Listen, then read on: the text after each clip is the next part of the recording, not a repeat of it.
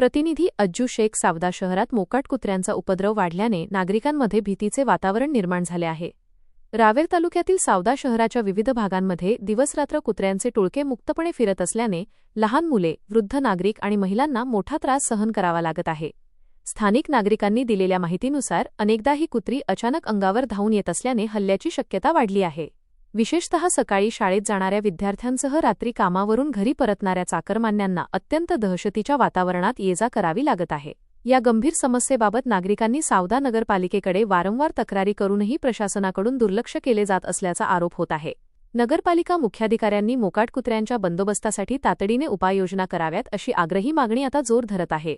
शहरातील वाढता धोका लक्षात घेता प्रशासनाने नागरिकांच्या सुरक्षिततेसाठी त्वरित प्रभावी कारवाई करावी अशी अपेक्षा व्यक्त केली जात आहे।